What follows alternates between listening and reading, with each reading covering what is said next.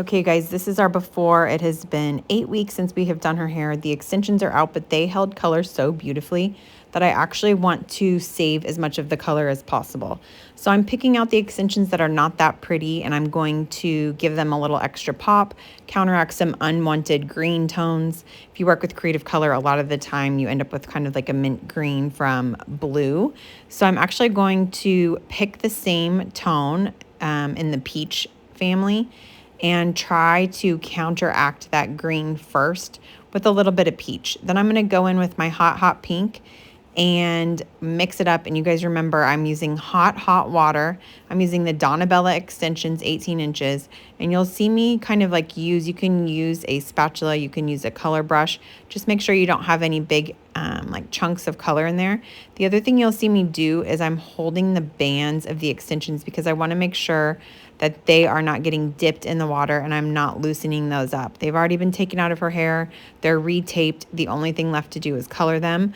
I love this client because she loves doing pastel colors. So all I really need to do is shift that pastel tone of mint green into a beautiful kind of ballerina bubblegum pink, even with a little bit of purple undertones. Now remember, all of my creative color clients are just that. They are creative. They understand that I am creating works of art on their head. So I don't have creative color clients that come in and give me an exact tone that they want. They do give me a color palette. This one just wanted pastels. She wanted some traveling rainbows. So as long as I get her extensions along those lines, I know I then have something to work with. If you guys have been watching my videos, the other thing you'll know is I like to do a double consultation with my creative color clients. So whenever I'm doing custom colored extensions like this, I color the extensions first. Then after I bleach my client's hair, we go back to see what options we have based off of what the extension colors we were able to create. Now, here is my high impact halo sectioning technique. Remember, that bottom part, the perimeter, is going to be our backdrop. That's what this video is going to focus on. The main thing, the main takeaway that you guys need to remember when you're doing this sort of sectioning is that the backdrop is just that. It is big, solid sections of more huge panels of color that are more consistent throughout. It is not detail work. And the reason for that is if I was to go through and take 1/2 inch to 1/4 inch sections and give magical rainbows on each section, when I finish the hair, it's all going to get lost. I'm going to paint these sections heavy. I'm going to do big panels that are, 2 to 3 inches wide of the same color. And it's going to allow me to create this amazing backdrop to use as a basically backdrop for my halo section, which is that middle section. That's where we're actually going to be painting some traveling rainbows in a minute. The other thing I wanted to point out is as I work my way up to that halo section, this section below that, which is I would say a good 3 inches of hair, I am painting solid in the roots. So we've got the beautiful blue. It's like almost like a blue mermaid, blue topaz color.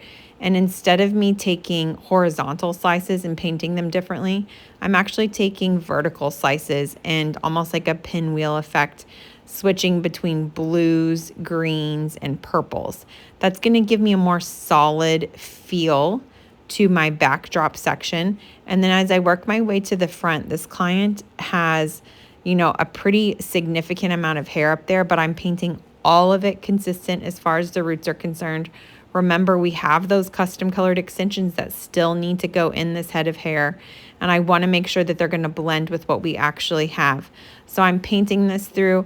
I do like a little bit of pink up towards the front, so I put a few pops of that. But again, I'm working vertically on both sides of her head. I will do a similar kind of like color palette because I want it to be consistent even though it is creative.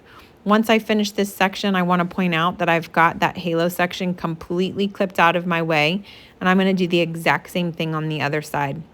I've got my pink at the back, my purple towards the front, and then as I work my way, I've got a little bit more pink, and then at the bottom, I'll paint a little bit of green. This is going to give me a great way to start creating this beautiful traveling rainbow. Now, the backdrop is complete. You can see it's consistent. We've got pink at the bottom. blue right below that. All of the roots right under that halo section are blue. Now here's my Quality Touch foil. It's the Badass Assistant.